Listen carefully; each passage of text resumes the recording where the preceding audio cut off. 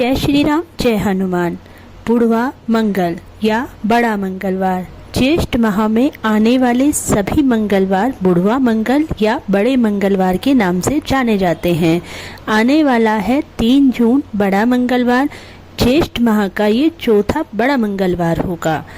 हनुमान चालीसा हम सभी पढ़ते हैं, लेकिन हम किसी संकल्प को लेकर अगर हनुमान चालीसा पढ़ रहे हैं या हमारी कोई ऐसी मनोकामना है जो हमें पूर्ण ही नहीं हो रही और हम बहुत अथक प्रयास कर चुके हैं उसको पूर्ण करने की, लेकिन वो पूर्ण नहीं हो रही। हम कहते हैं हम हनुमान जी की इतनी पूजा कर रहे हैं, लेकिन हमारी मनोकामना पूर्ण नहीं हो रही। लेकिन आप जानिए, किसी भी पूजा का, किसी भी कार्य को करने की कोई पद्धति होती है।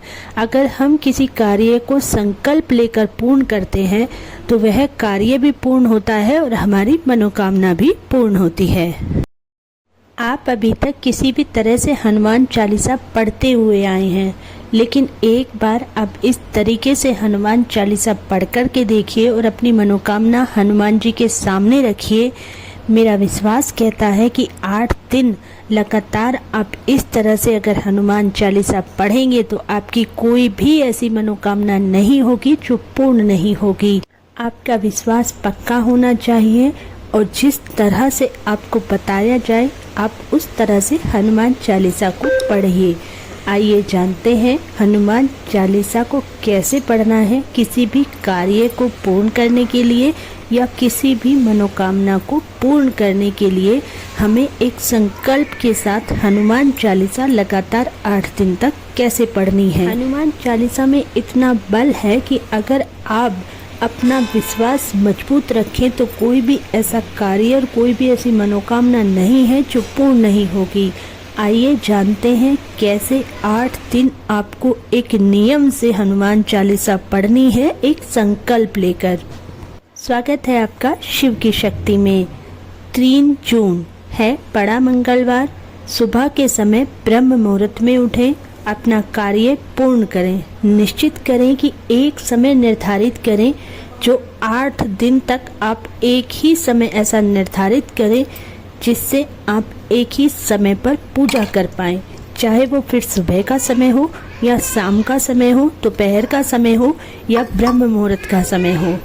स्नान आदि करके हनुमान जी का कोई भी चित्र हो, कोई मूर्ति हो, उसको गंगा जल से स्नान कराइए। 1 लोटा जल भरकर अपने पास रखिए, जो हनुमान जी के पास रखना है। याद रखिए वो 8 दिन तक लोटा, जिस लोटे में आप जल भरकर रखेंगे वो एक स्थान से नहीं हटेगा, इसलिए उसे इस तरीके से रखिए जिससे कोई उसको हटाए ना और उसकी वजह से किसी को परेशानी ना हो। 7 लोटे में जल भरकर 2 लौंग, 1 सिक्का रखकर थोड़ा सा गंगा जल डालकर उस लोटे को ढककर रख दीजिए।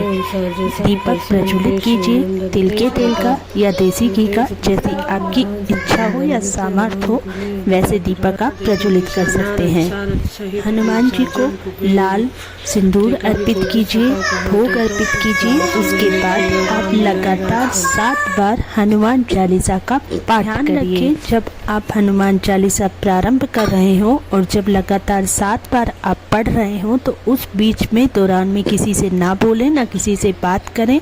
अपनी पूजा में ध्यान लगाएं, बजरंग बली के चरणों में नतमस्तक होकर उनका अपना पूरा ध्यान उनके चरणों में समर्पित करें। 7 बार हनुमान चालीसा पूर्ण करने के बाद भगवान की आरती करें। अपना आसन उठाकर एक जगह रख दें। आज की पूजा पूर्ण हुई। ध्यान रखिए इसी समय, जिस समय आज आप बैठे हैं पूजा करने, बिल्कुल सही समय नोट करके रखें।